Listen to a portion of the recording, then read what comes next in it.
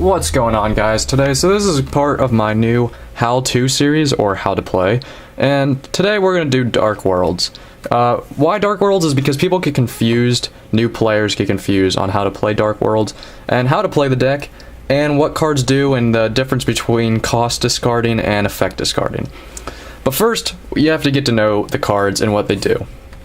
So first, for new players, the deck is about drawing and discarding your deck, and the Dark World monsters get their effects by discarding. Now, there are some Dark World cards that you'll read their effects and be like, oh wow, they're really good, but they're not. They have two effects. Let's just pick up gold here for a second and see if you can see this. You're not going to probably see its effect if my camera can focus, but I'll read off its effect. If this card is discarded to the graveyard by a card effect, if it was discarded from your hand to the graveyard by an opponent's card effect, you can target up to 2 cards your opponent controls, special summon the card from the graveyard, then destroy cards if any. Then destroy those cards if any. Gold actually doesn't, when you use an effect that in your deck that you discard it, you don't get that effect, and that's what new players get confused by. They think, oh wow, this deck is like amazing, why doesn't everybody play this? Because you can get these effects when you discard it. Wrong. You get it if your opponent, if you're playing like a mirror match of Dark Worlds, or they're playing some other card like an Exodia deck that's utilizing Dark World dealings or something, and you can get their effects off. But basically, that's why I have these two side by side, because these are your mid-boss monsters, Gold and Silva. These are the ones you would want to play if you're doing a build that uses these. These just special summon to the graveyard when you discard them. That's their only effects. But let's start off with the basics. We should probably do the discard outlets first. So this is the one that's more expensive. You won't, if you get the Dark World structure deck, you won't get it. This is Drag Down to the Grave. Both players reveal their hands and discard 1 card from their opponent's hand to the graveyard, then draw 1 card. To utilize this, you want to usually set all your spells, so all they have to choose from is your Dark World monsters, and then you can activate your spells from there. It's a really good card. You can get good cards out of your opponent's hand, and yeah.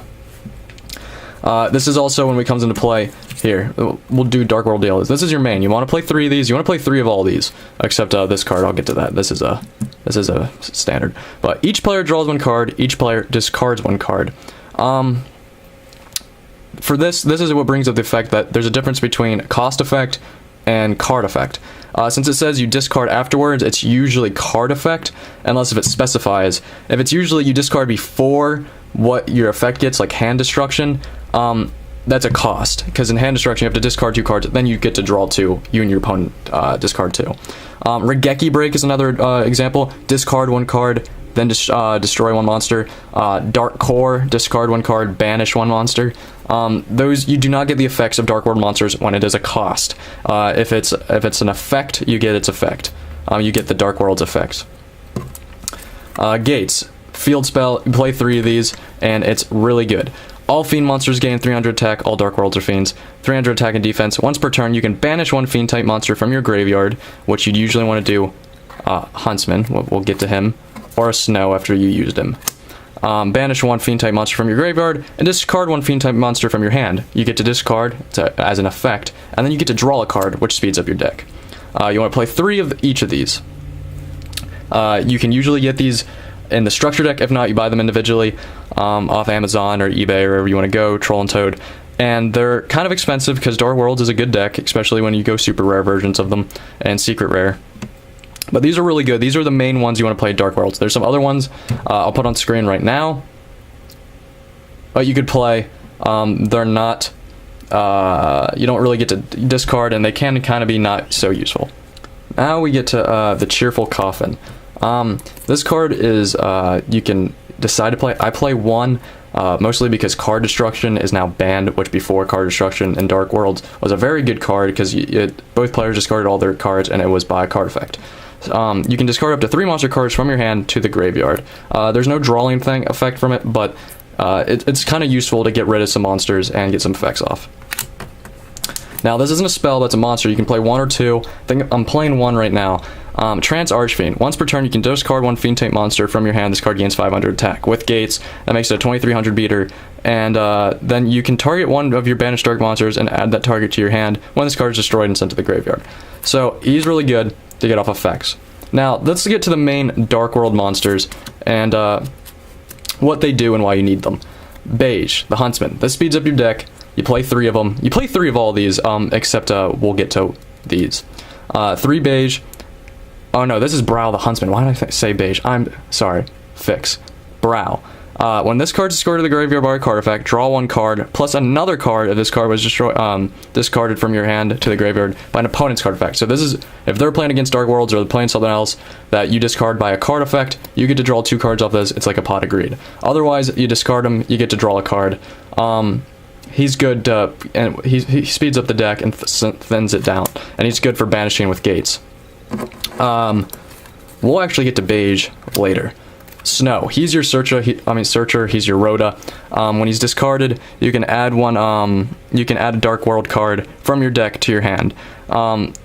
If he's discarded by an opponent's card effect, you can target 1 monster in your opponent's graveyard, and then special summon that target in face-up defense position if it's discarded by an opponent's card effect. But he's also good for banishing with gates, and yeah, he's the searcher. He is a really good card.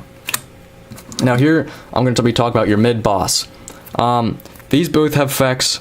Select 2 cards to your hand, return them bottom of the deck, and this destroys 2 cards. These are really good cards, but these are your mid-boss monsters. Some people don't even play these, and some people only play 1 or 2. I play 2 of each, because I like them. You can make rank 5s really quick because they special summon the field. You can return them to your hand with Graph, which is your main boss. I'll show you that in a second. And it's just I think they're really good because with gates, they're 2600 beaters, and like I said, you can XYZ up rank 5s really quick. So I play a bunch of those. They're really good, and all they do is when you get discarded is they get to special summon to the field by your own effect. If they get discarded by opponent's field, this one gets to destroy, this one gets to return. Now we'll get to your main boss monster, Grapha. You play 3 of these. When he's discarded by your own card effect, he pops a card on the field. When you discarded by your opponent's card effect, you look at 1 random cards in your opponent's hand, and if it was a monster, you get to special summon it. So if you are playing a deck that has something against this, that lets you discard by card effect, this card is good. But this is your main boss monster. Play 3, you can make a rank 8, but really he just keeps reborn because his other effect is if there's a Dark World card on the field that's not Graph, you can return it to your hand and special summon this. And that's what goes well with these 3. So you can keep recycling them. This is Beige. Beige, when he's discarded, he just gets special summoned. Basically like these, but he's only a rank 4, so you can normal summon him too. So you can keep recycling his effect, and you can keep special summoning him. Unless if he gets banished, which sucks. That's your only downfall. You can play Imperial Iron Wall if you really wanted to in the deck, so cards can't be removed.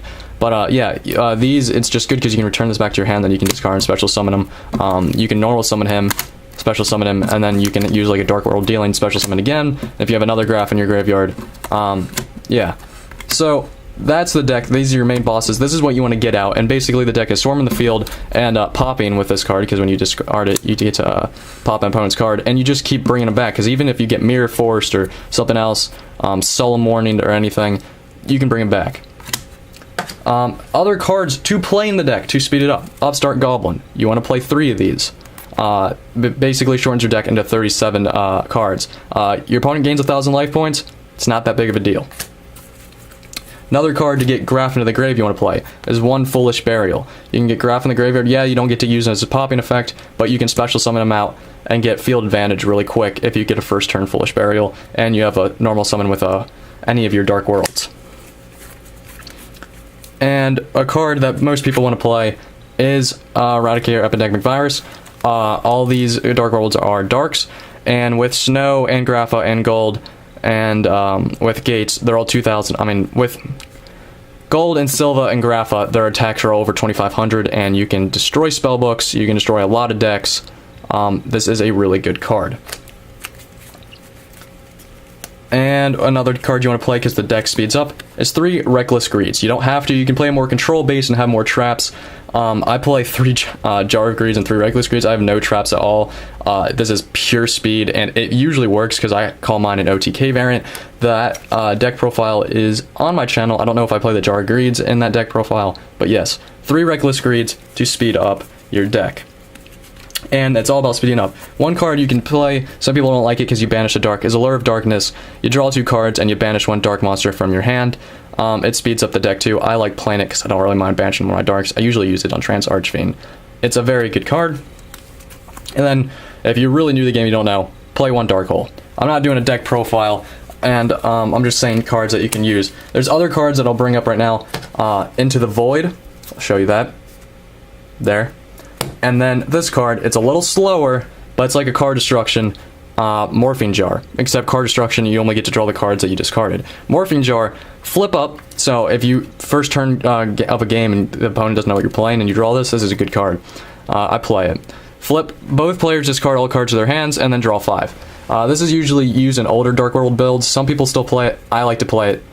I think it's a good card, but that's just my opinion. But that's the basis of the deck. It's all about special summoning and getting these graph on the field and just having an advantage and really drawing through your deck. So I know it was probably a bad or cluttered and a little confused, but if you go back, you'll get the gist of it. And if you go and look at my deck profile on my channel, which I'll link below, you can understand how the deck works out and other cards you can play.